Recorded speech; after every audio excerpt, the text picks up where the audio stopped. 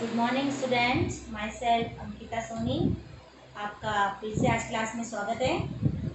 आज हम कक्षा 6 की पार्ट 1 भाषा, लिपि और व्याकरण के बारे में चर्चा करेंगे। हमने आगे भी इसके बारे में मैंने आपको बताया है कि भाषा क्या होती है। हमारे मौखिक अभिव्यक्ति का ये मेन साधन है, मेन जरिया है। इसी के द्वारा हम अपने मन के भाव विचार दूसरों तक पहुंचाते हैं। तो नॉर्मली भाषा में हमारी मौखिक अभिव्यक्ति आती है जिसके द्वारा हम अपने विचार दूसरों के सामने प्रकट करते हैं।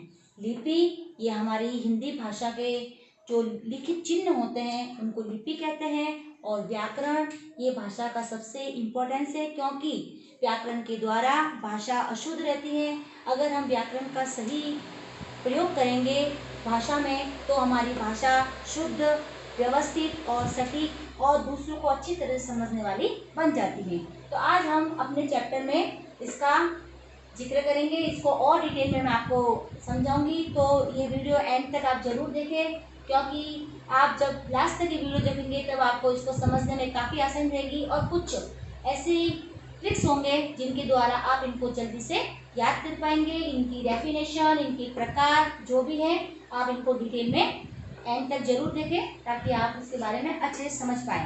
तो अपना फर्स्ट चैप्टर है भाषा। तो भाषा किसे कहते हैं? भाषा के बारे में अपन देखें, मनुष्य समाज में रहता है तो उसे अपने विचार दूसरों के सामने प्रकट करने पड़ते हैं।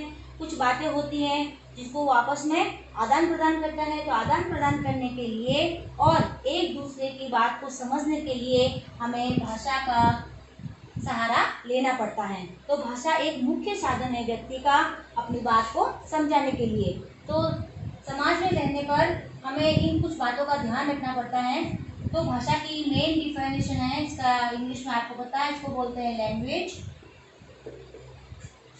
भाषा वह माध्यम है, भाषा वह माध्यम, माध्यम का मतलब वह जरिया है जिसके द्वारा मनुष्य अपने विचार दूसरों के सामने प्रकट करता है।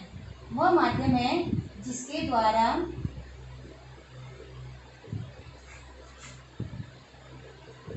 मनुष्य अपने विचार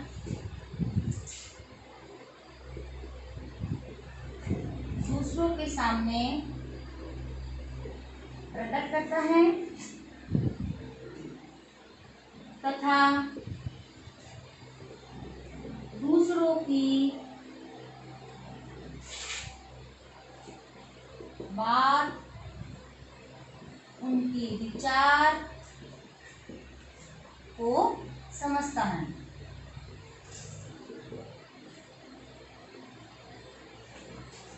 तो ये हो गई आपके भाषा की नॉर्मली डेफिनेशन, जिसे आप अच्छे से समझ सकते हैं।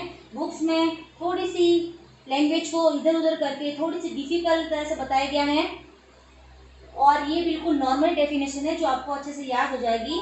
भाषा वह माध्यम है, वह साधन है, वह जरिया है जिसके द्वारा एक व्यक्ति, मनुष्य अपने विचार, जो अपने उनके मन के भाव आते हैं, चाहे कोई बात हो, कोई क्वेश्चन हो, उसको वह दूसरों के सामने प्रकट करता है, उसको बताता है कि ये बात है, और दूसरा उस बात को सुनकर वापस उसका जवाब देता है और वह भी अपने विचार उस व्यक्ति को सामने रखता है। तो इसे हम क्या कहते हैं? भाषा। तो ये भाषा की नॉर्मल डेफिनेशन हो गई। अब भाषा के प्रकार।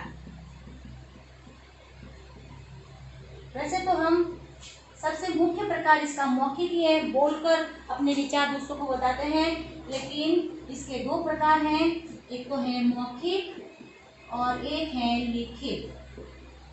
मौखिक और लिखित। तो मौखिक भाषा में क्या होता है आप जानते हो? मौखिक, मौखिक का फर्स्ट वर्ड है मुख, मतलब मुख के द्वारा जो अपन बोलकर किसी के सामने अपने विचार व्यक्त करते हैं, तो वो भाषा का मौखिक रूप होता है।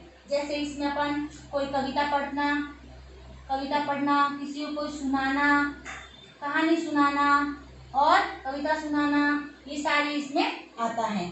तो मौखिक भाषा के द्वारा हम अपने विचार बोलकर प्रकट करते हैं, और लिखित भाषा में लिखकर, जब हम लिखकर अपने विचार दूसरों के सामने प्रकट करते हैं तो वह भाषा का लिखित रूप होता है।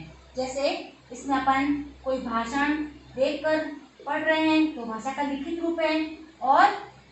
और भी कई सारे ऐसे जैसे नॉवल, अपन वो उपन्यास वगैरह पढ़ते हैं, ये सब भाषा के लिखित रूप आते हैं। तो जो भी लिखा हुआ होता है उसको पढ़कर हम अपने विचार व्यक्त करते हैं तो वो भाषा का लिखित रूप कहलाता है। और जब हम बोलकर अपने विचार व्यक्त करते हैं तो वो भाषा का मौखिक रूप कहलाता है।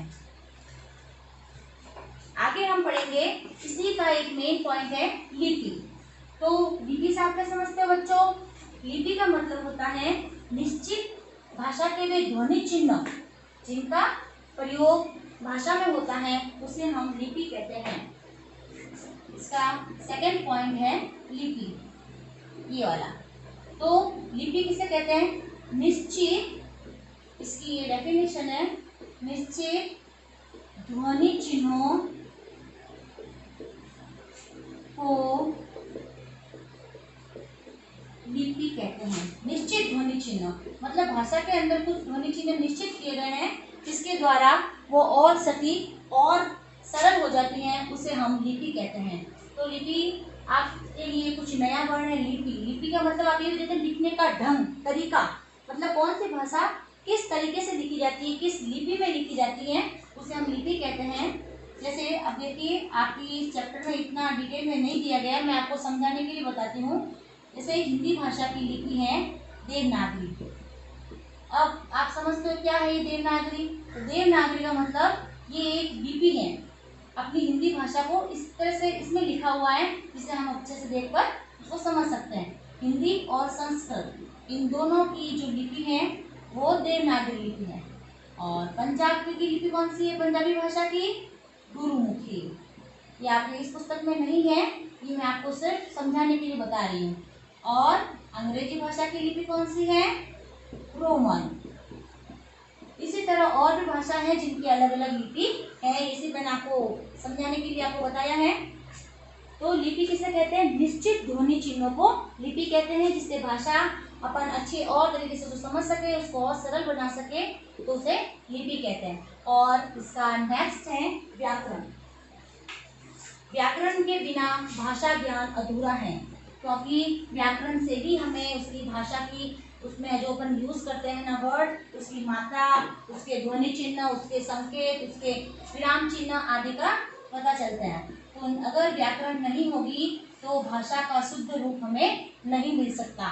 तो व्याकरण के अंदर भाषा को शुद्ध बनाने का ज्ञान हमें इससे मिलता है। ये मैंने नॉर्मली आपको समझाने के लिए लिखा है, इसकी डेफिनेशन से देखें तो बहुत ही थोड़ी सी अलग आपको मिलेगी। तो व्याकरण में क्या होता है? भाषा को शुद्ध बनाने का ज्ञान मिलता है। मतलब अब मैंने कोई वर्ड लिख दिया, एक फूल की माला पहना।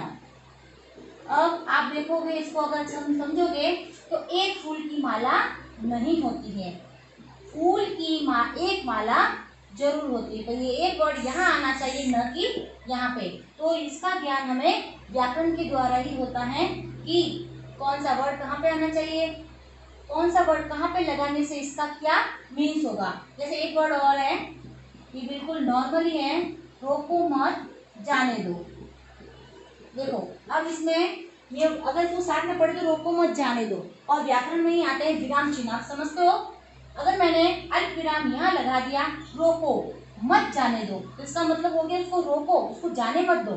और अगर मैंने ये अल्प विराम यहाँ से हटा के यहाँ लगा दिया, रोको मत जाने दो, तो इसका मतलब क्या हुआ? उसको रोकना नहीं, उसको जाने देना है। तो एक व्याकरण के द्वारा ही इस वाक्य का अर्थ बिल्कुल अलग हो जाता है। तो हिंदी भाषा में अगर हमें उसका शुद्ध रूप समझना है तो व्याकरण का ज्ञान होना बहुत जरूरी है।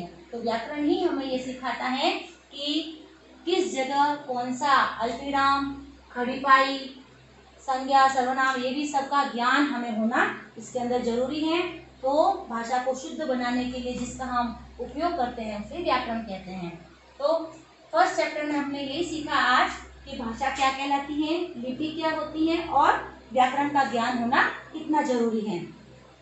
वापस अपन रिवाइज करें तो भाषा वह माध्यम है जिसके द्वारा मनुष्य अपने विचार दूसरों के सामने प्रकट करता है और दूसरों के विचारों को भी वह खुद समझता है वो उसका माध्यम एक ही है, भाषा। फिर लिपि, निश्चित ध्वनि चिन्हों को लिपि कहते हैं। इसकी नॉर्मल डेफिनेशन ऐसे भी कह सकते हैं कि लिखने का जो ढंग होता है, तरीका होता है, उसे लिपि कहते हैं। और व्याकरण, व्याकरण हमेशा भाषा को शुद्ध बनाने का कार्य करती है। तो आज के टॉपिक में हमने इतना ही सीखा। इसको और डिटेल में और आगे पढ़ेंगे। तो अपने इसको और अच्छे समझने के लिए आप प्लीज़ इस चैनल को लाइक, सब्सक्राइब जरूर करें और शेयर भी करें। Thank you.